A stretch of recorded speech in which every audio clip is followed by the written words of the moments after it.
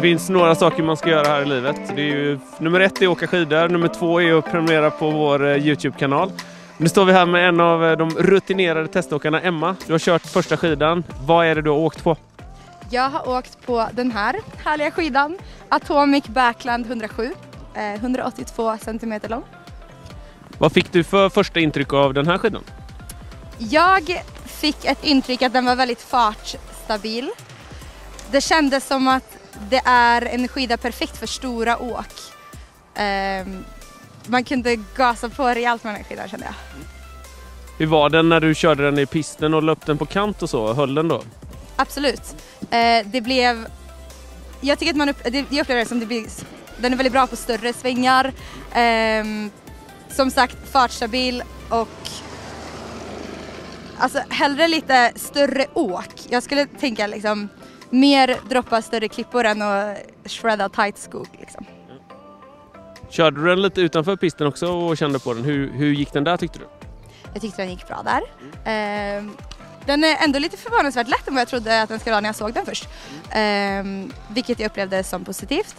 Men som sagt, vi har ju en liten linje där och det är lite klassisk svensk fjällbjörk. Och kul, men jag tänker mer lite öppna större åk för den här skidan.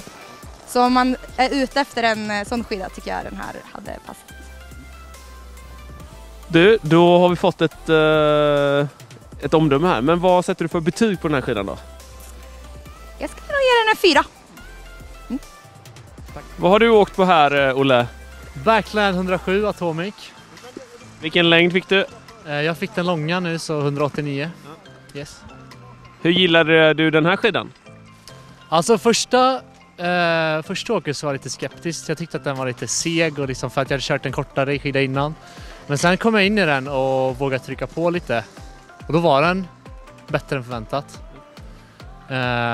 Den var hård men inte för hård. Så det gick liksom, man kunde verkligen stå ut svängarna och köra på hårt. Samtidigt som den var fortfarande, för den här lekfullheten finns kvar i den. Skulle du säga att det är en skida som gillar fart och stora svängar? Verkligen, och den kräver verkligen sin åkare att man liksom vågar stå på långa stora svängar. Det är ingenting man åker och smååker på mindre berg liksom, utan skulle jag säga en bra liksom alpskida med långa piståk och sen även ta ut lite, köra utanför. Sen var vi ute och körde vårt lilla åk här, vi var ute, kände lite på lösnön och då gick det att trycka på med rätt bra fart också utan att den liksom fastnade eller var jobbig som ofta en lite så här tyngre skida kan vara. Ja.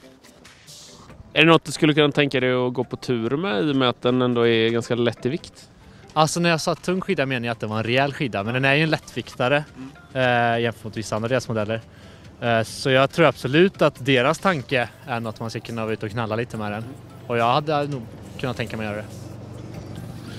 Och helhetsbetyg 1-5, vad ger du den? Alltså jag tänkte först en 3 för att jag inte var helt överens med den först. Men sen så växte den under tiden och hade jag kört på den längre hade jag säkert gillat den ännu mer. Så jag har sett faktiskt en 4. Ja. Tack så mycket. Tack. Nu är vi vidare här i morgonen och Max, du har kört på Backland 107. Vilken längd var det du fick? 182 med radio på 18,5 har jag kört på. Vad tyckte du om de här skidorna från Atomic? Hur kändes de? Vi tog 2 stycken piståk och ett lite mer i off-pisten. Och den här är kul alltså. När man trycker på så hänger den med. Väldigt fartstabil. Ja, när vi åkte i off-pisten så kände jag att jag också kunde ligga i en högre fart jämfört med tidigare skida, QST. Chargig liksom. Det var riktigt roligt. Och jag gillar att åka så. Så den passar nog en skidåkare som gillar att stå på. För det kunde man göra i både off-pisten och i off-pisten. Hur, om vi ska se det positiva, fartstabil och så vidare. Hur kändes den i kvickheten? Fick du runt björkarna och i skogen här? Eller hur kändes den där? Ja, jag fick runt den där fick jag. Men inte lika bra som QST. Den var lite tyngre att få runt. Och å andra sidan så fick det mig att välja att ta en rakare linje. Och det gick jättebra det med. Men inte riktigt jättekvick så. Kvick i pisten, där kunde man trycka på. 18,5 radie, det går ju, om man trycker på och böjer skidan så den ville svänga liksom, det var kul. Men ja. Härligt, och helhetsintrycket, vad ger du den här skidan för betyg? Jag ger skidan, jag vill ge den lite högre än 4 faktiskt. Men 4 får det bli. Men jag är glad i den. Så den segar inte upp sig till 4,5 då, utan den ligger på en 4 ändå? Jo, den är värd 4,5. Jag gillar den verkligen. Tycker jag. Säger vi det. Tack så mycket, Max. Tack så mycket. Nu står vi här med Tobbe igen som även kör för Atomic. Och du har en riktig godbit i dina nävar. Vad är det du håller i?